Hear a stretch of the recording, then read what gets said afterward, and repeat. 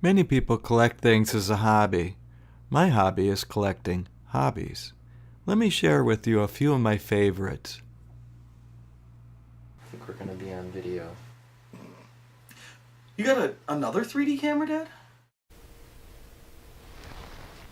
I have no idea where my hobbies, or obsessions to be more truthful, come from. However, in the case of 3D, it probably stems from a lifelong interest in photography.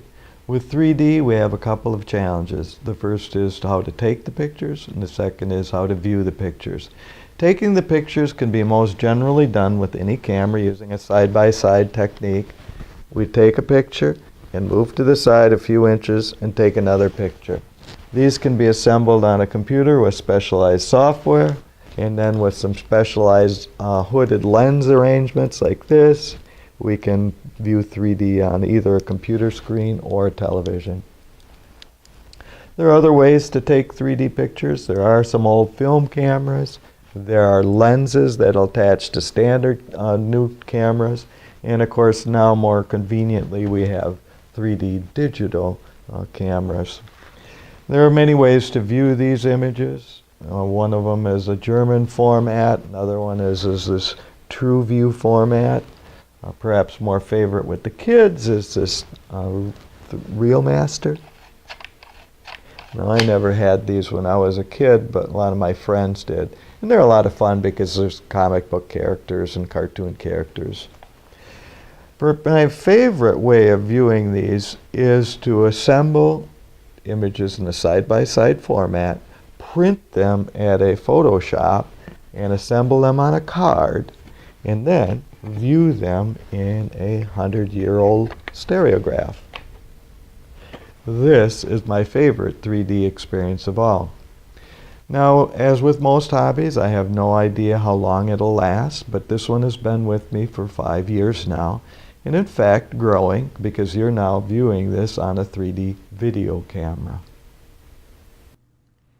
Ever since I can remember, I've always dreamed of flying. My brother and I used to rob young pigeons from their nests and raise them as pets. However, this only increased the desire to fly without shedding any insight on how it might be done. My first airplane was a balsa glider. My brother Dale and I would toss these gliders, retrieve them, toss them, retrieve them, and so on. And in this process, we would move through farm and field and woods and have adventures along the way. Every once in a while, these would hit something and need a repair. Eventually, these repairs made the plane so heavy they became more like darts than gliders, and then eventually needed to be replaced. Next, we moved on to rubber band-powered airplanes, generally not very successful. However, I did have a flight of over 1 minute on a plane that I put together incorrectly. Dale, who did his right, did even better. The move to gas-powered was even much more difficult. Not knowing any better, I bought a high-performance 4-channel airplane, and after a month of building, the first thing I found is I couldn't even taxi without crashing. To avoid the difficulties of taxiing, I thought I'd get smart. I climbed up the balcony of our 2-story house, throttled up, and threw it off the balcony. It made one big loop and then crashed. My next plane was a little more successful. I got 1 minute of flight on it before the covering came off the wing because I put it on incorrectly, and it also crashed. So these high-performance 4-channel radios were just not working for me, so we had to step back to a 2-channel styrofoam trainer. And though not without crashes, eventually I trained myself to fly. And the planes got bigger, and even bigger still.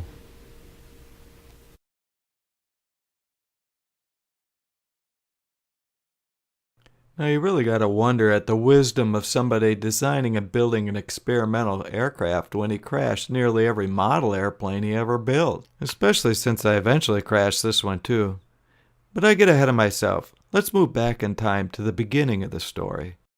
Now, I've never went on any really long bike trips like Jane, who regularly does over 100 miles. Here in the Elroy Sparta Trail, maybe 100 kilometers. In fact, pedaling a bike is a lot of work, as we can see in this picture here where we climb from 6,000 up to 8,000 feet of elevation on the Great Flume Trail. Here I'm finishing up a rebuild of a wonderful 1964 Schwinn Cougar. This is special for a couple of reasons. First of all, it's very similar to the first bike that I owned. And second, the pièce de résistance is this wonderful 2-speed transmission that's built into the rear hub. However, we're not going to stop there. We have some plans for this machine. We're going to power this with a nitromethane alcohol turbofan engine, just what everyone needs for climbing hills. My next project, isn't it wonderful? A World War II vintage whizzer. My first car was a 1963 Ford Galaxie 500. I got it as a high school graduation present from my dad, who paid $200 for it. My grandpa had kept it in a garage and drove it little more than to town on Sundays. I gave it lots of tender loving care, but it needed no restoration because it was in such great shape.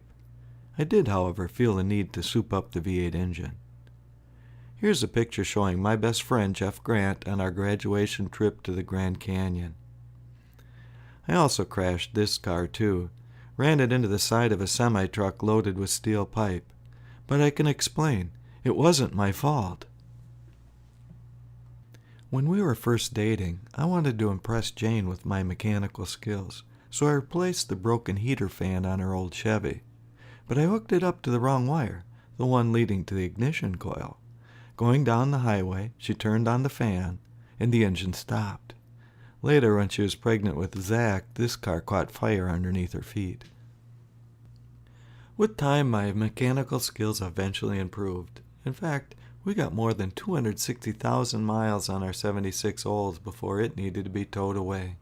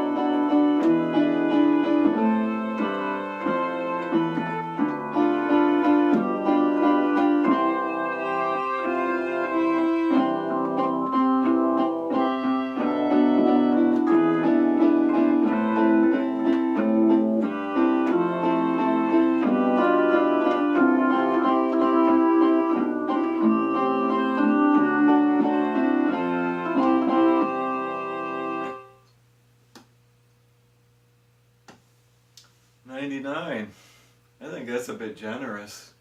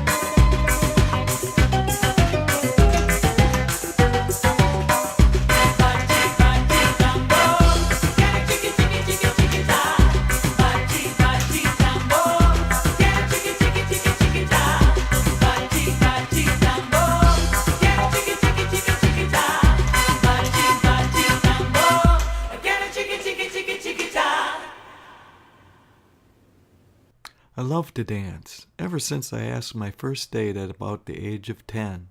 Here I'm dancing with my instructor in amateur competition. This is heat number 72. This is a swing. We have Barbara with Terry and Dave with Christy.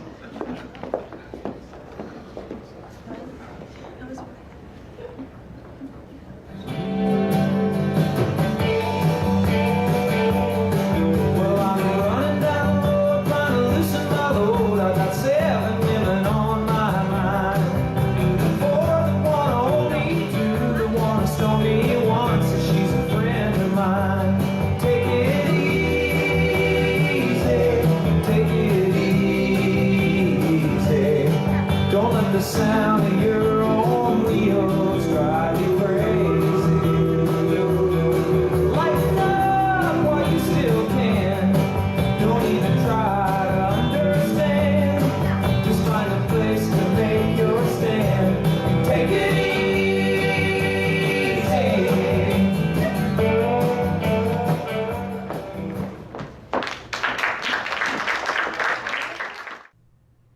Of course, most of my dancing is done with my lifelong dance partner, Jane. We even performed once on a stage to a paying crowd. Does this make us professionals? Hardly. I think we are both quite insecure about our dancing skills when compared to others in our club, many of whom are silver and gold rated, while we have been stuck in mere bronze for a decade.